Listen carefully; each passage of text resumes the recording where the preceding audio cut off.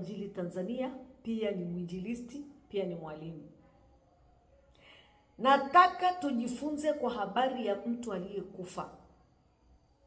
Alafu nitaunganisha na kisa.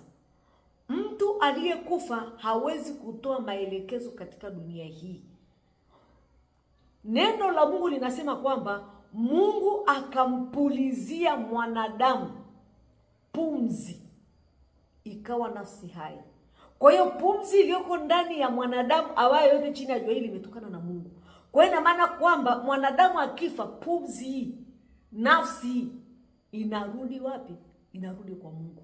Kwa sababu Mungu alitengeneza sanamu ya udongo. Alivyotengeneza sanamu ya udongo, akapulizia pumzi. Ile pumzi ndio inayoweza kunifanya mimi nifanye hivi, nifanye hivi, nifanye vile, ule uhai ambao Mungu ameweka ndani yangu. Kwa hiyo ina maana kwamba mwili unaozia kaburini, nafsi ambayo ni ya Mungu, inatokana na Mungu, inarudi kwa Muumba kwa ajili ya hukumu au kwa ajili ya uzima wa milele. Mpaka hapo nafikiri tumeshaelewana kidogo. Kwa hiyo ina maana kwamba Biblia inasema hivi kwamba Mungu ni Mungu wa walio hai. Mungu sio Mungu wa wafu. Kwa hiyo ina maana kwamba mtu aliyekufa hawezi kuja duniani kutoa maelekezo. Biblia inasema hivi: hakuna shauri wala maarifa. Ina maana kwamba mtu aliyekufa hana maarifa yoyote wala hana shauri lolote kwa mtu aliyoko hai. Yapo maroho yanayoishi makaburini, yanaitwa mizimu au majini, yanakaa makaburini. Yanavaa sura ya mtu, yanakuja kwa njia ya njozi, na unaweza kayaona pia live. Kama jinsi ambavyo nilivyotangulia kuelezea kisa cha yule kijana alikutana na jini wapi? Disco. Yale ni maroho ya makaburini. Na ile familia huenda iliamini yule dada yupo, kumbe ni majini tu. Sasa fulani ametokea mahali fulani, yuko mahali fulani, yale ni majini, amevaa sura yake. Yule mtu kaisha kufa, mwili umeozea kaburini, nafsi imerudi kwa yule aliyeipulizia ndani yake ambaye ni Mungu. Hata tajiri na Lazaro, Mungu alimwambia tajiri kwamba haiwezekani kurudi duniani kwenda kuwaeleza ndugu zako wajirekebishe, haiwezekani. Alimwambia tajiri, maana tajiri alikuwa kwenye mateso, alikuwa kwenye moto.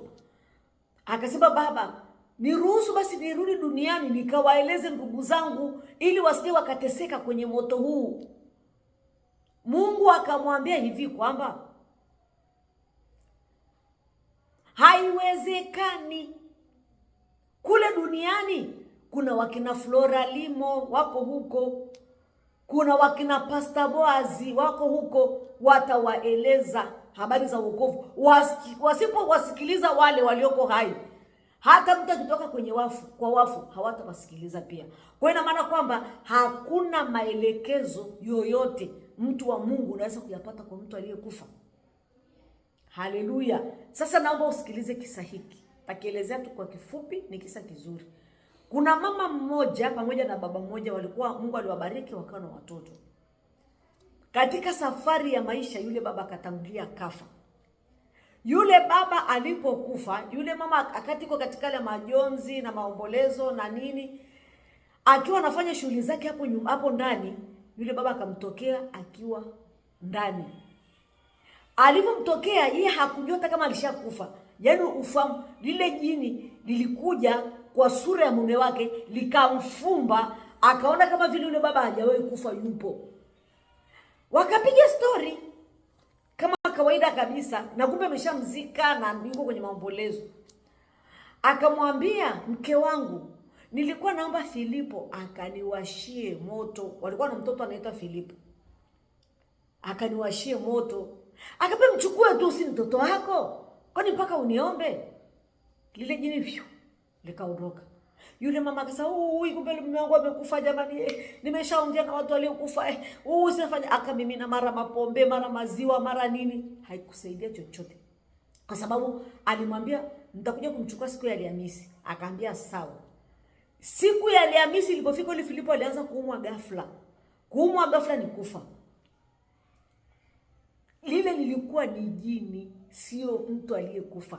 Ni jini lilivaa sura ya yule mwanaume, likamwingia yule mama, akawa na mawazo kwamba mume wake hajakufa yupo. Yaani ikaona kama vile anaongea na mtu ambaye hajawahi kufa. Baadaye sasa jini lilivyotoweka, ufahamu ukaja kwamba hivi nimeongea na mume wangu amefariki. Nimeongea na mume wangu amekufa, jamani itakuwaje tu.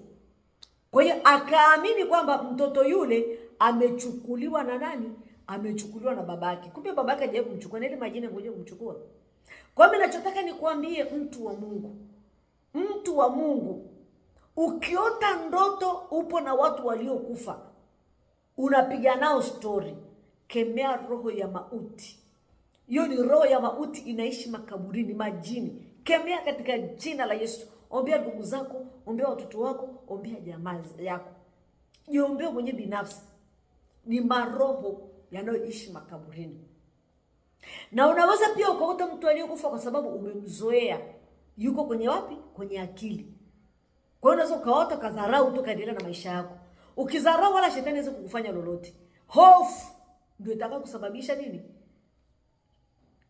Upate madhara. Lakini ukipuuza huwezi kupata madhara yoyote. Kwa hiyo mimi nataka nikuambie, mtu wa Mungu, usiweke imani kwa watu waliokufa. Mtu aliyekufa hawezi kukusaidia lolote. Hata ukiota ndoto mtu aliyekufa, dharau, puuza, endelea na maisha yako. Kemea, endelea na maisha yako. Kwa sababu yule ameshakufa, hawezi kuleta msaada wote katika dunia hii. Wenzangu Wachaga wametengeneza kabisa sehemu na mavichwa ya watu waliokufa wameyaweka, na majani fulani na masale wameyaweka. Pale wanaofanya matambiko tu wanaongea na watu waliokufa. Kumbe hawaongei na watu waliokufa, wanaongea na majini. Wanaongea na majini, maroho. Haleluya. Mungu awabariki sana, ninawapenda. Tutaendelea kufundishana kwa habari ya kuabudu wafu. Ni mbaya sana mtu uliokoka ukaanza kusema kwamba mama yangu